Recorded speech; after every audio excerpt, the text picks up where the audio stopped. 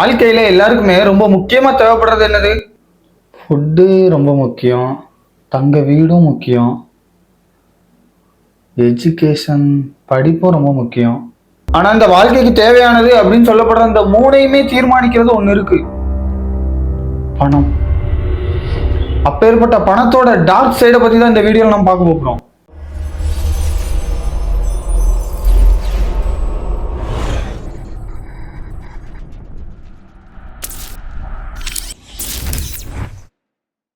ஃப்ரெண்ட்ஸுங்களோட வெளியே போகணும்னா தேவை மணி, ஸ்கூல்ல போய் படிக்கணும்னா தேவை மணி, ஹாஸ்பிட்டலுக்கு போகணும்னா தேவை மணி, கோயிலுக்கு போய் சாமியை பார்க்கணும்னா தேவை மணி. இது எல்லாத்துக்குமே காமனா தேவைப்படுறது மணி தான். பணத்தை பார்த்தா பணமும் வாய பழக்கம் அப்படின்னு சொல்லுவாங்க. ஆனா வாய பழந்தா தானே அது பேர் பணம். முன்னாடிலாம் ஒரு நாள் ஃபுல்லா வேலை பார்த்தாலும் உப்பையும் நெல்லையும் தான் சம்பளமா தந்திருக்காங்க. உப்பை கொடுத்து நெல் வாங்கிக்கலாம், நெல்லை கொடுத்து தங்கம் வாங்கிக்கலாம். இந்த கான்செப்ட் நல்லா இருக்குல்ல? நெல்லை உற்பத்தி பண்றதுக்கு 6 மாசம் ஆகும், அதை விளைய வைக்கிறதுக்கு செட் ஆஃப் ஒர்க் இருக்கு. அதே மாதிரி தங்கத்தை எடுத்து கொண்டு வர்றதுக்கு பின்னாடியும் உழைப்பு இருக்கு. மண் எடுத்து அதை ப்ராசஸ் பண்ணி கொண்டு வருவாங்க. அதுக்காக தங்கமும் நெல்லும் ஒன்னான்னு கேட்டீங்கன்னா இல்ல, தங்கத்துக்கு பின்னாடி இருக்கிற உழைப்பும் நெல்லுக்கு பின்னாடி இருக்கிற உழைப்பும் ஒன்னான்னு கேட்டீங்கன்னா அதுவும் இல்ல. நெல் இந்த வருஷம் கம்மியா விளைஞ்சா கூட அடுத்த வருஷம் அதிகமா விளைய வச்சுக்கலாம்.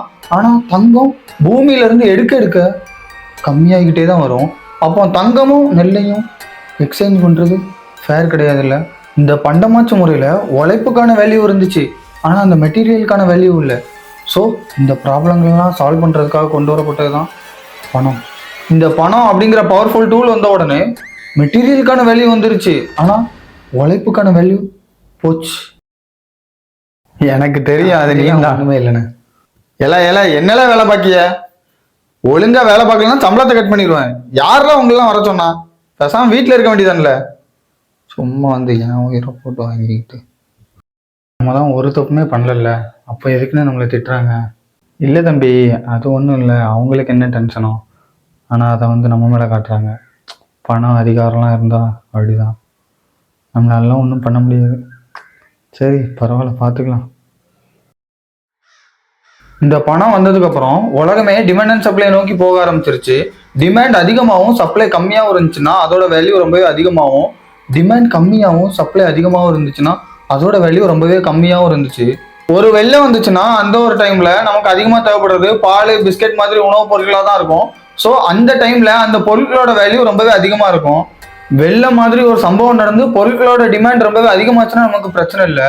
ஆனால் இது எங்க பிரச்சனையா மாறுதுன்னு பார்த்தீங்கன்னா, இவங்களே பொருட்களை பதுக்கி வச்சு அதோட டிமாண்ட் அதிகமாக்குனாதான் நமக்கு ப்ராப்ளமே ஸ்டார்ட் ஆகுது. எக்ஸாம்பிளுக்கு டைமண்டை சொல்லலாம். அதோட டிமாண்டை ரொம்பவே அதிகமாக்கி அதிக விலைக்கு விற்கிறாங்க. வெல் டன், ஓகே, இது வரைக்கும் ஓகே. இதுக்கப்புறம் தான் பணம் நம்மளோட லைஃபையே தீர்மானிக்க ஆரம்பிச்சிச்சு. ஒரு இன்டர்நேஷனல் ஸ்கூல்ல படிக்கிற குழந்தைக்கு கிடைக்கிற ஆப்பர்ச்சுனிட்டியும் ஒரு கவர்மெண்ட் ஸ்கூல்ல படிக்கிற குழந்தைக்கு கிடைக்கிற ஆப்பர்ச்சுனிட்டியும் ஒன்னான்னு கேட்டிங்கன்னா நிச்சயமா இல்லை. அப்போ அந்த குழந்தை கவர்மெண்ட் ஸ்கூல்ல படிக்கிறதுக்கு காரணம் என்ன? ஸோ நமக்கே தெரியாம பணம் தான் நம்மளோட லைஃபே தீர்மானிக்கிறதில்ல.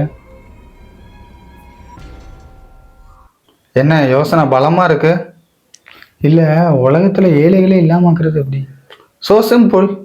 தண்ணி, பால், டீ தூளுக்கெல்லாம் எப்படி எக்ஸ்பிரி டேட் இருக்கும், அந்த மாதிரி பணத்துக்கும் கொண்டு வரணும். கொண்டு வந்தா பணத்தை யாராலையுமே பதுக்கி வைக்க முடியாது. அந்த எக்ஸ்பிரி டேட் முடிகிறதுக்குள்ள கண்டிப்பா பணத்தை கொண்டு பேங்க்ல கொடுத்தே ஆகணும். ஸோ எல்லாருமே டேக்ஸும் பே பண்ணிடுவாங்க. அதனால உலகத்துல ஏழைகளே இருக்க மாட்டாங்க.